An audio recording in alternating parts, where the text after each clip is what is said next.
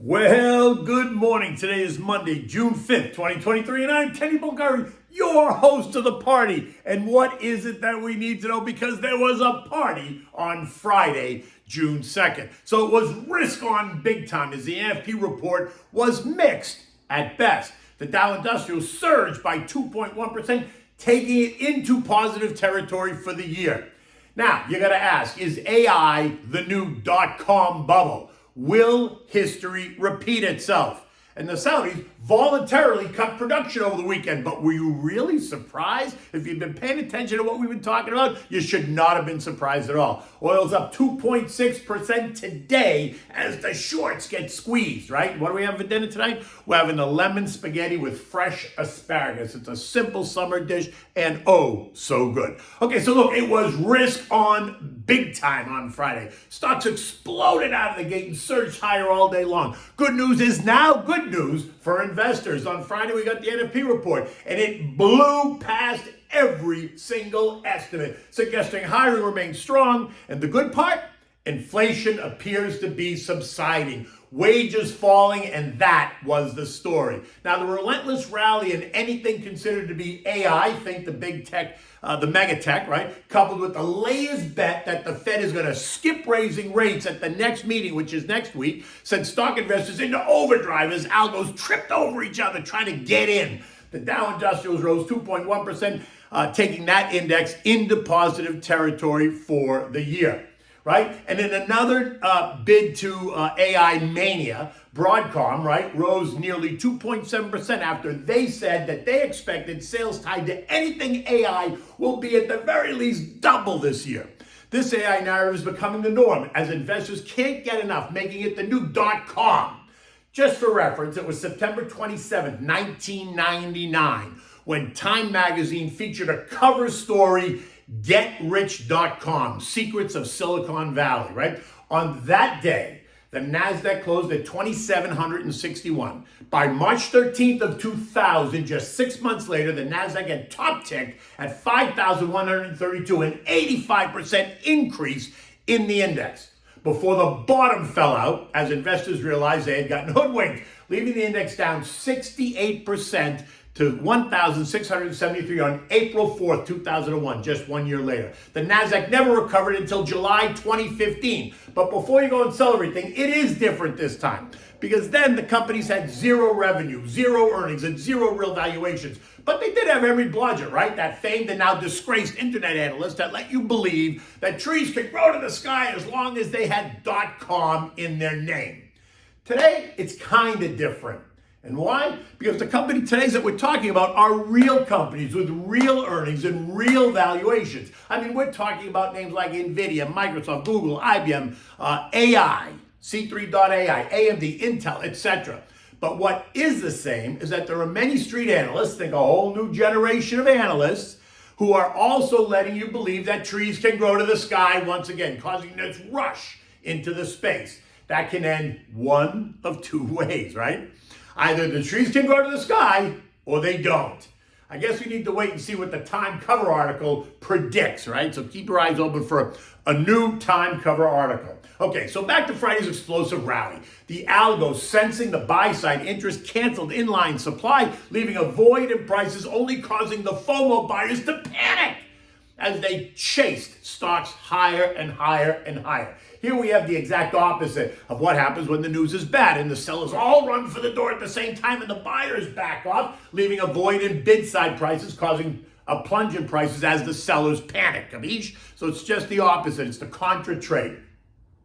The panicked buyers are the ones that try to pick the tops and the bottoms. They're trading the market versus staying in the market, right? And tweaking and adding to names on weakness. Instead, they choose to make a bet that prices are going to go down, so they get out, right? Versus just buying downside protection and maintaining their long positions, they decide to get out.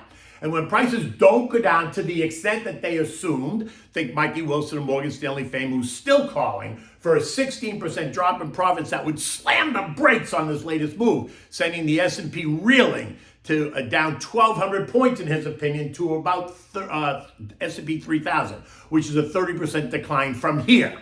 And guess what? When they realize they're wrong, they go, oh boy, I have to get in, and boom, up prices go. And up we go. And by 4 p.m. on Friday, the Dow added 700 points or 2.1%. The S&P up 61 points, 1.5%. The NASDAQ, this year's darling, gained 140 points or 1%. The Russell gained 62 points or 3.5%, while the transports up 270 points or 2%. The fear trade, the VIX, continued to plunge on this move, falling to its lowest level since February of 2020, ending the day at 1523, suggesting what? A lot of complacency, which we know can turn on its head very quickly. But for now, it is what it is. Look, investors have been doing this dance. It's kind of like the Hokey Pokey, right? You put your left foot in, you put your left foot out, you put your left foot in, and then you turn it all about. Remember that whole thing?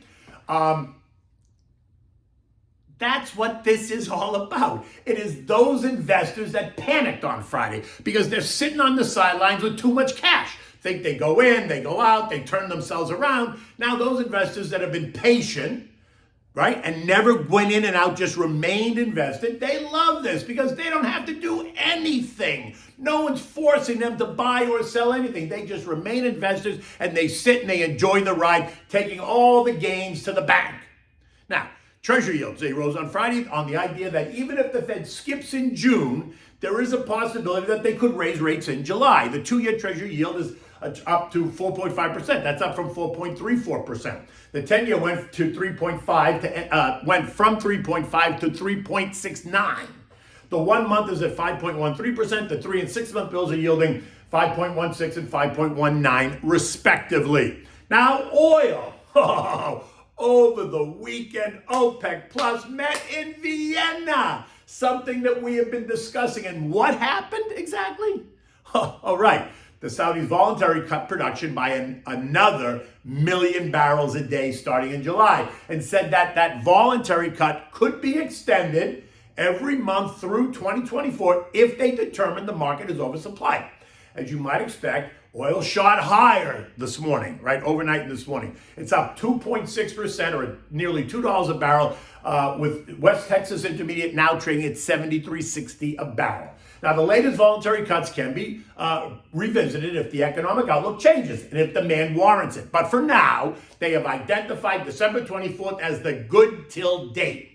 Prince Abdulaziz saying that he or they will do whatever it takes to stabilize the oil market, which is suffering from uncertain demand and weak Chinese economic data. That cut makes good on his promise to traders last week who were betting against or are betting against the oil market to watch out. I mean, he told you last week it was happening.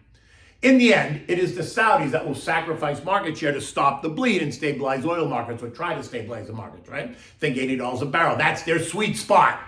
The other members pledged to maintain their existing cuts through 2024. Vlad, though, made no commitment to cut production because he's got a water finance and he needs to sell more oil to power his war machine. So therefore, he's not making any additional cuts beyond what they've already agreed to.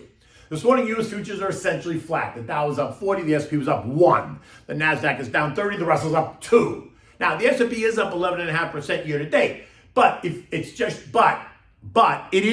up shy of 20% off the October 22 closing low, leaving it on the edge of being defined as what? A bull market. Now, if you're counting the closing low against the closing high, then yes, it's just low. But if you're counting the intraday low versus the intraday high, then yes, we're already in a new bull market, right? Because that reflects up 22.8%. And that is also what caused the algos to go into overdrive, because a 20% move up off the low will be a technical buy signal, and that will cause even more money on the sidelines to jump in. But that's panic money versus the people that maintain the consistent plan. Eco data this week is relatively light, but does today include some important info. S&P U.S. Services PMI, 55.1, that's expansionary. ISM Services PMI, 52.4, still expansionary. Factory orders up 0.2. Durable goods orders up 1.1%. Ex-transports, though, down 0.2. Now, I say it's important because the U.S. economy is a 75% services economy, and so continued strength in that sector is going to weigh on the Fed. Right? Later in the week, we're going to get only a handful of other data points that won't really drive any of the action. So the focus from now until the 14th of June will be all about the Fed and what they do. The FOMC meeting is Tuesday, Wednesday of next week. So members of the Fed's FOMC committee are preparing to go into lockdown mode where they don't speak to the media any longer, right? Other key global events this week include a speech by European Central Bank President Christine Lagarde today at the European Parliament, rate decisions by Australia, Canada, Peru, Poland, and India, none of which will be a directional driver for U.S. equities at all. Eurozone GDP is due out on Thursday, and Chinese PPI and CPI are due out on Friday. And you know how I feel about Chinese data, right? But that's a whole nother conversation. European markets this morning were mixed. The UK is up 0.5%. The CAC 40 is down 0.2. The DAX is up 0.1. Eurostock is down 0.1. Spain is up 0.3%. And Italy is down 0.2. Not a big deal. As you can imagine, oil energy names are all up after the latest Saudi announcement. Remember, OPEC Plus did not cut further. They're holding production cuts at the levels they promised. It is only the Saudis that volunteered to cut production. In addition, investors across the zone continue to assess the latest inflation figures as Christine Lagarde says that 6.1% inflation was still too damn high, and she promises to continue to hike rates.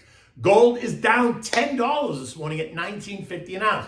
This is gold traders are not convinced that the Fed will pause in June, which is interesting because they seem to be the only ones that believe that.